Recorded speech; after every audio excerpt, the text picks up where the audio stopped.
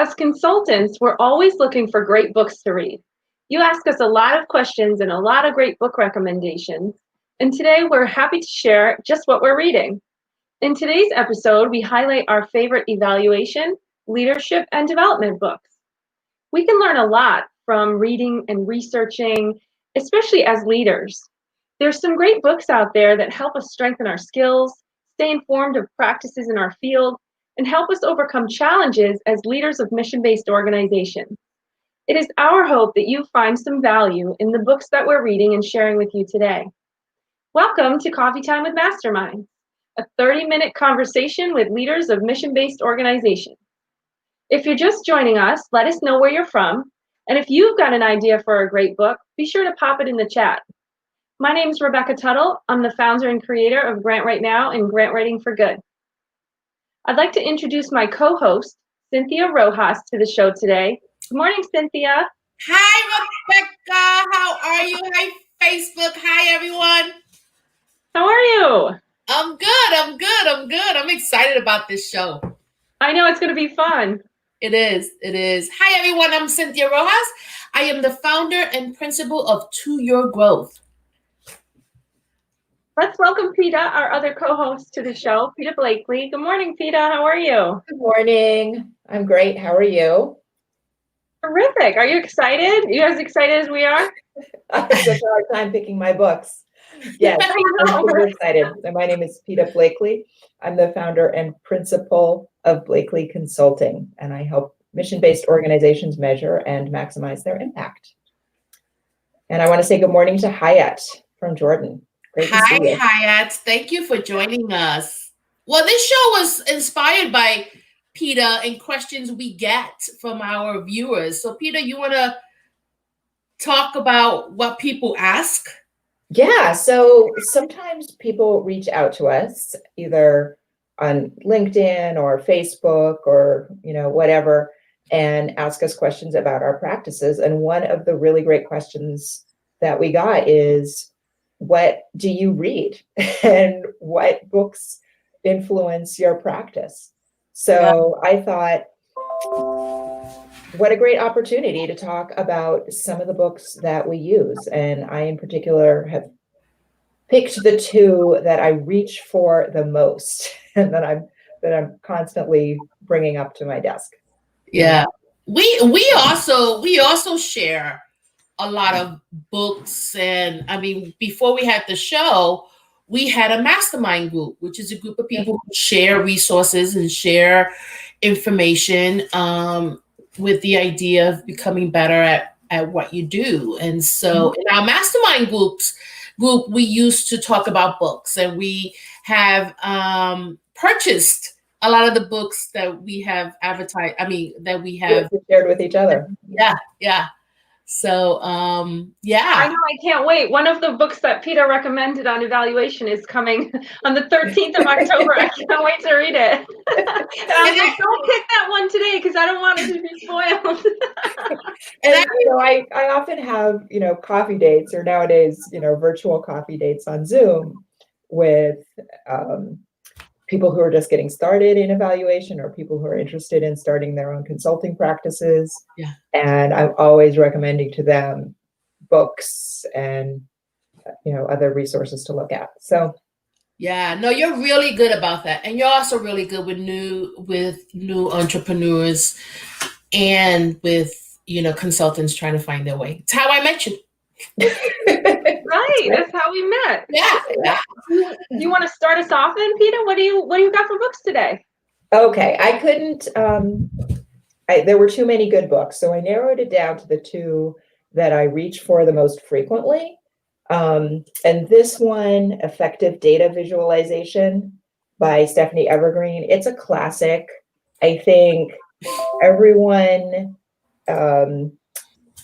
Probably everyone who goes to the American Evaluation Association conference is aware of Stephanie Evergreen's work. This is a really great how-to that helps you pick the right chart or data visualization for the story that you're trying to tell. Ooh, isn't that great? And then gives you step-by-step instructions to make them.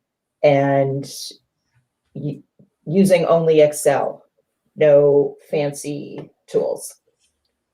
The second, should I talk about a second or should we? Oh no, I want to talk about data viz for a minute. Okay, all right. Because it's becoming, it may have been a thing forever, but I think part of you bringing, introducing me to this idea that there are actual books on how to make graphs and data visualization a lot more appealing that I never knew about. I've spent so much time trying to perfect the bar chart in a way that's appealing. I've studied color theory and all that good stuff. But I always got stuck with just the basics.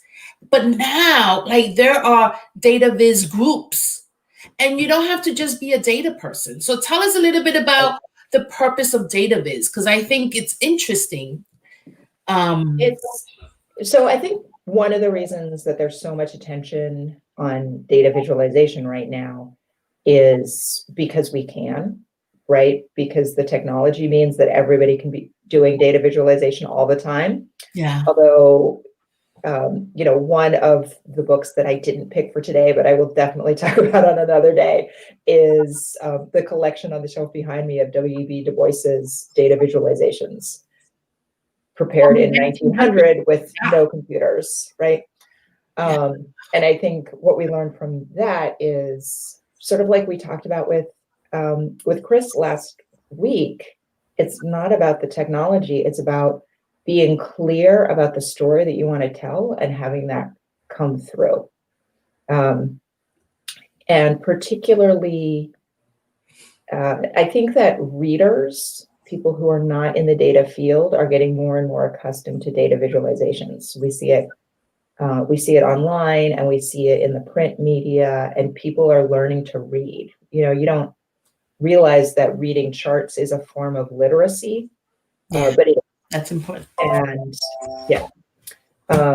and that is developing, and people are looking at it. And Hyatt says that she took Stephanie Evergreen's course last year.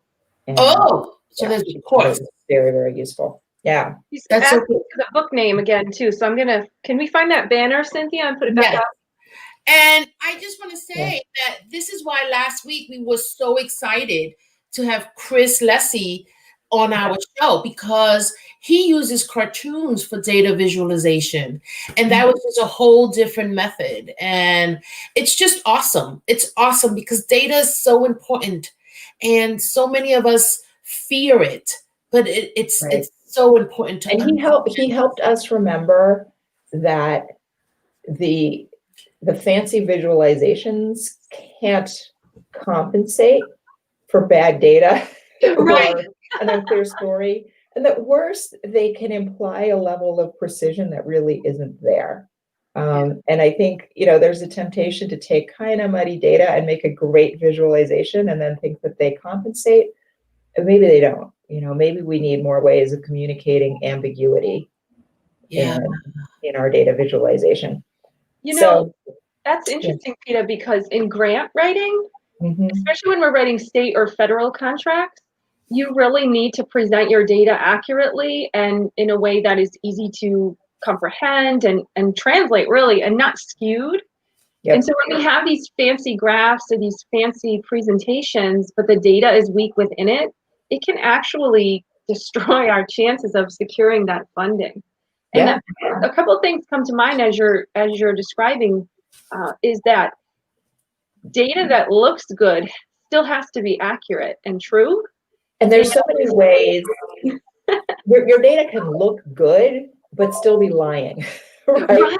Or be designed in ways that are really misleading, right? And there are some definite bad practices. So, yes, Myra, at the bottom of the screen, that is the name of the book. And you can buy it on Amazon, and you can buy it, I think, from Stephanie Evergreen's website. I think Amazon also, because I got that book because of you. It's the one that I'm most often pulling out, Yes. How do we do this? Better be careful, or we're going to crash Amazon's website today. Yeah. Oh my God. I got to tell people, one of the best moments that I got to experience Rebecca's joy was that one day she had ordered all these books. Oh, yeah. And then she still had them on her desk and she showed us and she went through them one by one. And I mean, Rebecca is usually a really happy person, but I got to tell you, the joy coming out of her. Just it was Christmas. It was Rebecca Christmas. Yeah, I'm kind of a geek. It's okay. I love it. I love it. There's not. It's efficient to buy Kindle books, but nothing matches an actual stack of real world, real life books. Yeah. Yeah. Yeah, that's true. I like to write in the margins and highlight, and then I can't always read on a screen. So I like to take notes. And I'll give you guys a secret. One of the things that I do when I'm reading books, especially on business, is if they give you a theme or an idea about their education around that business, I relate it directly to my business and say, how can I apply what I'm learning in this book directly to grant writing? And then I'll put it in the margin. Now you know all my secrets. Wow. So that I can apply it. Yeah, so I can apply that skill.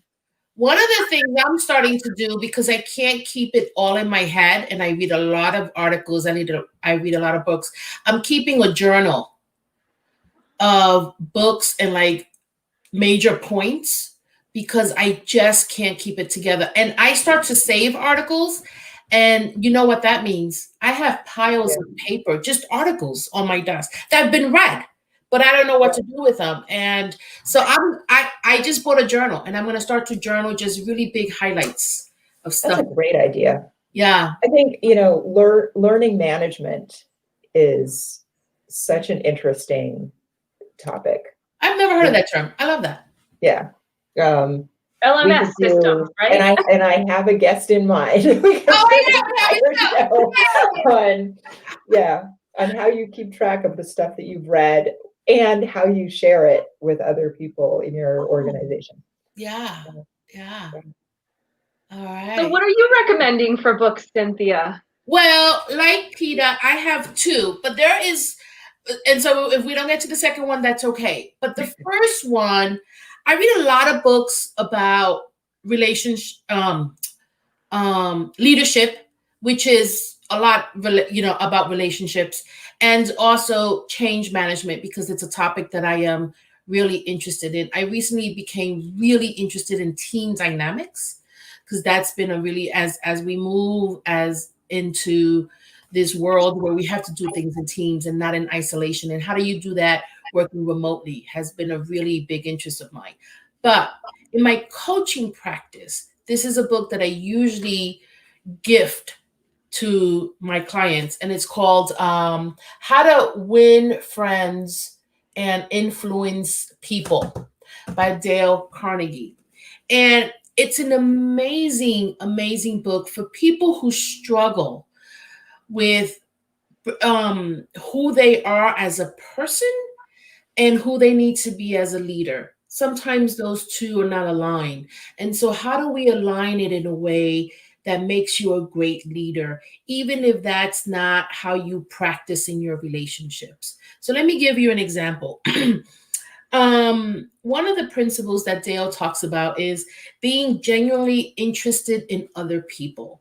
And as leaders, right, we need to remember that we have the capacity to make people feel important.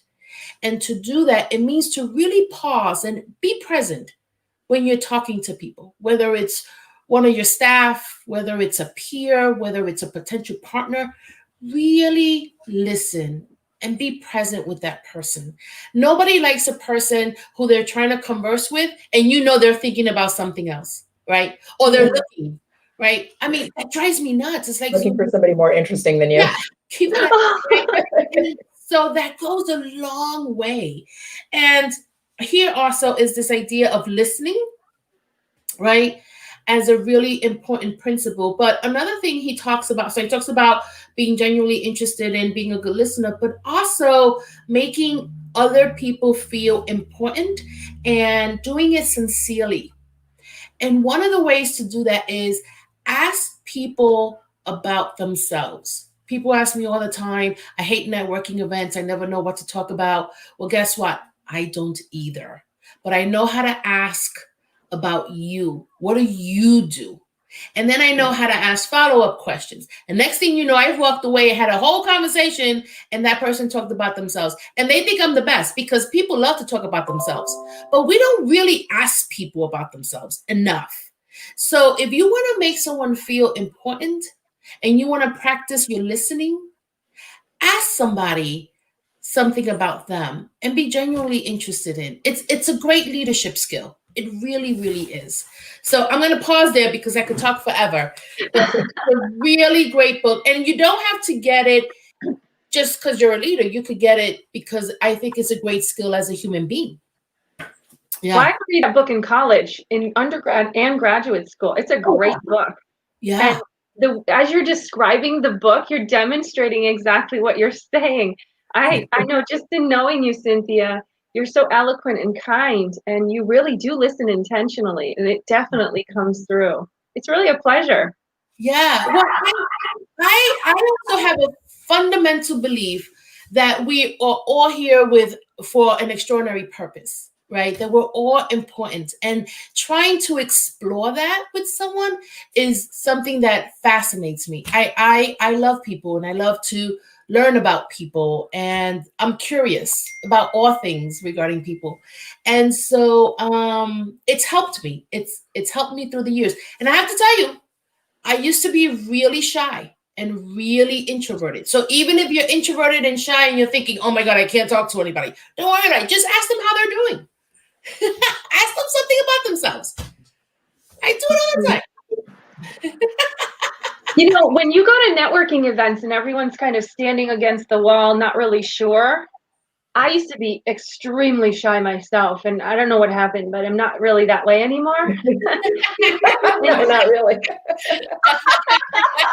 But ask my parents, I was so shy. I was afraid of my own shadow shy. It was crazy. So anyway, I think once I graduated college, I thought, I'm going to take this employment thing by the horns and just go for it, Yeah. And I think, though, people are just looking for that one person in the room to kind of get the conversation going, to lead that. And that's part of being a leader, as you're saying, right? And so I think people appreciate that as long as you come at it as you're describing, and not, oh, I'm here, I know everything, come with me in this networking event, but rather, tell me about your business. Tell me what brought you here today. This is what I hope to get out of it. What are you looking for?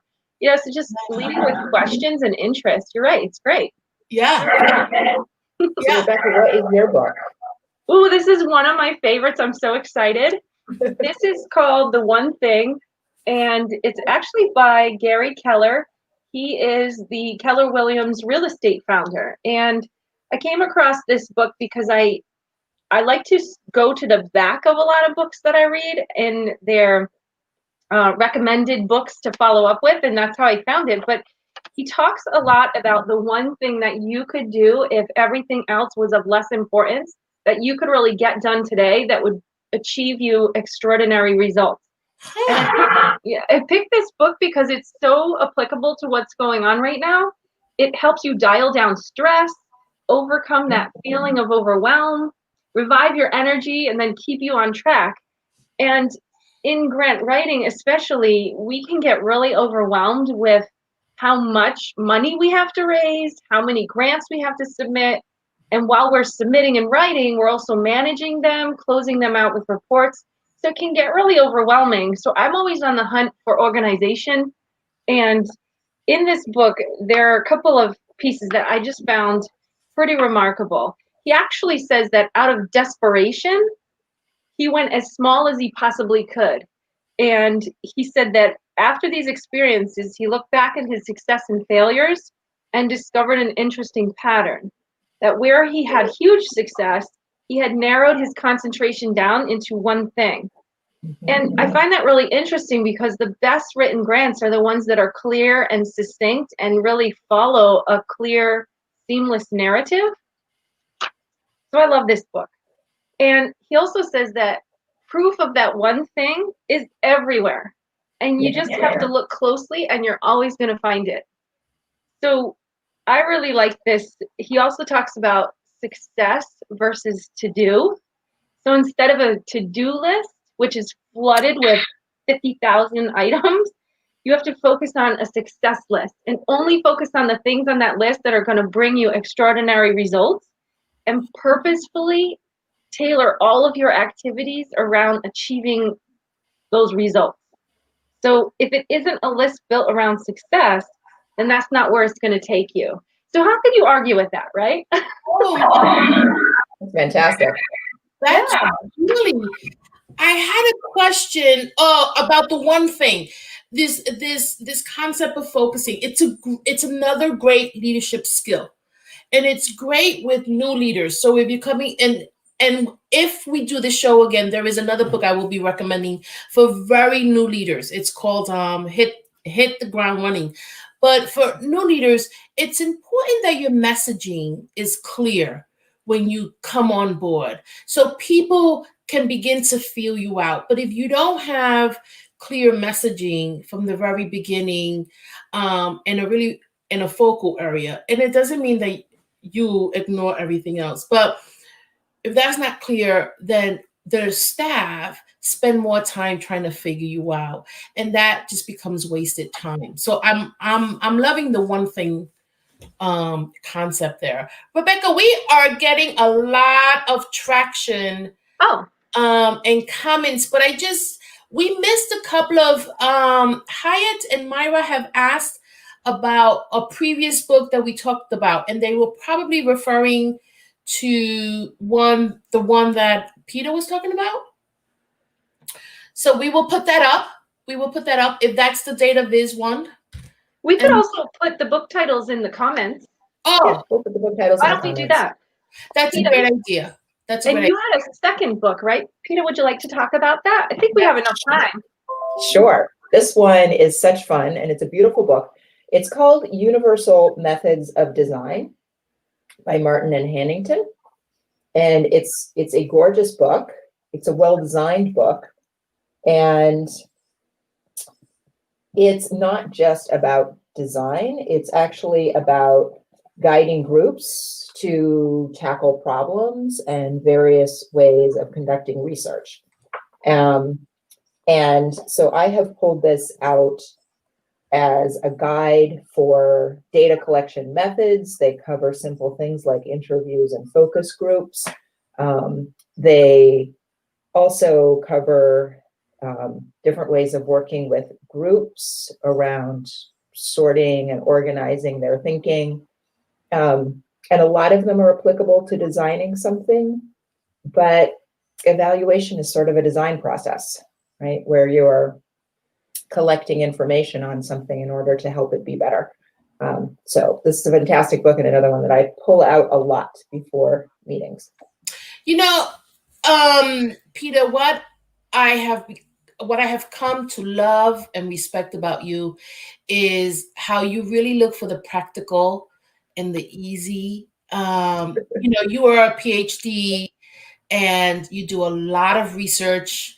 You have gone to the best universities, and yet you really focus on making sure that people understand your concepts and things that you're talking about, data, and your books have been a pleasure to read. The books you've recommended, we are writing a book. We haven't finished it yet. Coming soon. Yes, it's coming soon. But I really applaud you for that, because you can get complicated. And you choose not to. And so thank you for that. That's awesome. Thanks. Do we want to go to comments? Wow. Yeah, I'm just posting the book titles. Yeah, Hyatt listed some really good books. Yeah. Do you know those books? The one by Patton? I do. Yep. He is an evaluator. Patton is kind of a giant in the field. And I have a copy of Evaluation Failures on the shelf behind me. Thought about sharing it today. So, cool. Limitless. I don't know Limitless. I will look. I wonder what that's about. That'll be a good one. Maybe in our next show on books, we will invite.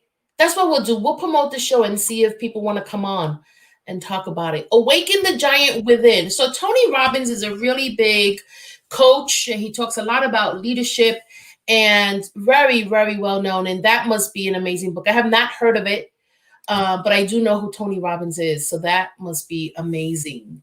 Yeah. So great. This is so great. We just do this show and then people tell us what to read. Yeah. What a great way of getting book recommendations. Yeah. And I then have 2 other books I recommend. okay, hold on. Let me just finish Myra's comment and then we'll go to Yeah. we'll close out with yours. Mhm. Myra, many people listen to reply or respond. Oh, she's talking about Yep. the Dale Carnegie book that we just talked Yep. about. When actually we need to listen for information and stay interested in the conversation. Yes, yes. And Dale does talk about that. He really emphasizes that. So thank you, Myra. Thank you. Myra, tell us what books you love and you often recommend. You know, such an important research practice. You know, I think the big mistake beginning researchers make is listening to respond or listening to write up the report instead of listening to listen and understand, right? Yeah. And then checking and rechecking our understanding. So that book even has applications for research and evaluation. Yeah. This is great. We can start a book club. So I'm an author. I actually have 2 books. Yes, that I you do. Yeah, honestly, Yes, yeah. you do. You are the only author in this group so far until we become authors. Tell us about your books, Rebecca. Sure. So the first one is a grant writing handbook, and then I've written 2 updated versions since, and I use that as my course curriculum. But my very first jumping off point for business was actually my gluten-free element of my business, because I've had celiac my whole life. So I wrote a book called The Story of My Gluten-Free Cookbook. No chicken, no turkey, no gluten, oh my. My husband is allergic to chicken and turkey, and I can't eat gluten, so we are a match made in heaven. So I call it my humorous feat for eliminating wheat. And That's awesome. yeah, so that's actually how I started my business, was in the gluten-free space. And then I thought, what else am I good at? Oh, fundraising and development. So I didn't even think of that. Yeah. Now, Cynthia, you have a workshop coming up, correct? You wanted to talk about? I do, but I just want to make, and so I know we're running out of time. We always run out of time, but when I first met you, Rebecca, was when I learned we went to a coffee shop in Hartford, a beautiful, beautiful part of the city, beautiful coffee shop. And you told me you told me the story of how you became an author and how at that time there was nothing gluten-free. Right. And you really had to learn it for yourself. And then you wanted to help other people. And I've always so admired that about you.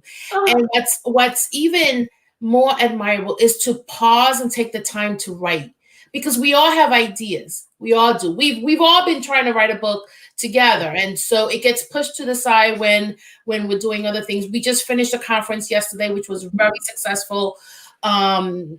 I'm doing a workshop next week and a couple of more coming in November. And so we're really busy, but you have nailed it in finding the time to do it. So I've always admired that about you. Oh, thank you so much. You know, a funny story. When I wrote my book, the first person who wanted to buy it, because it's sort of my autobiography, and when the first person wanted to buy it, I had a lot of trouble letting it go.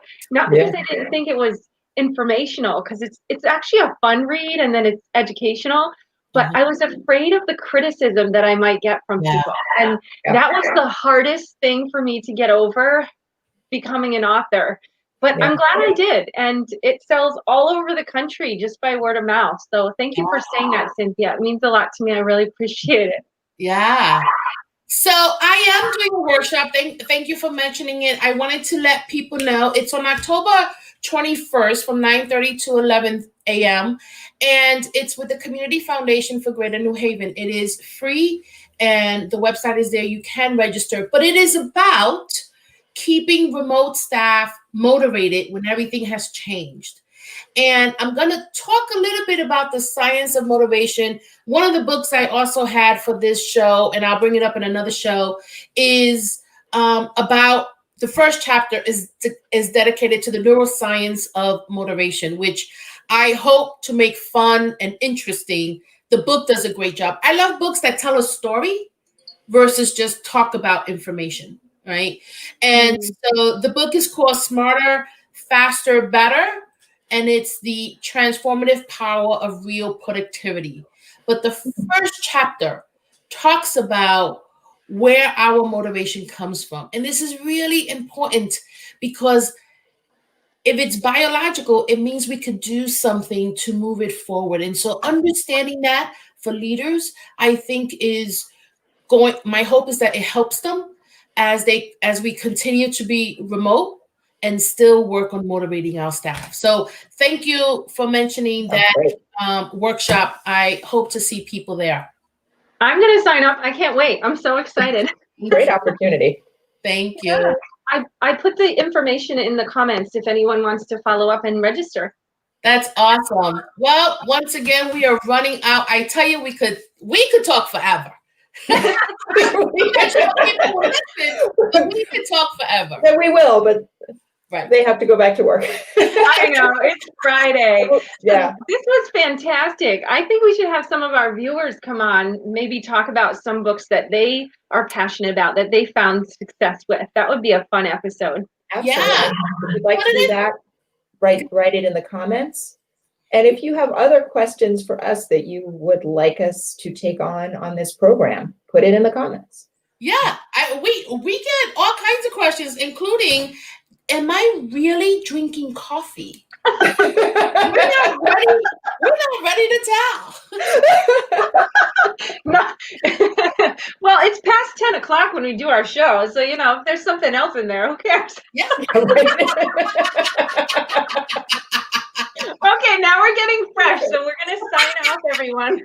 Have a great weekend, everybody. Thank you so much. Bye. Bye-bye.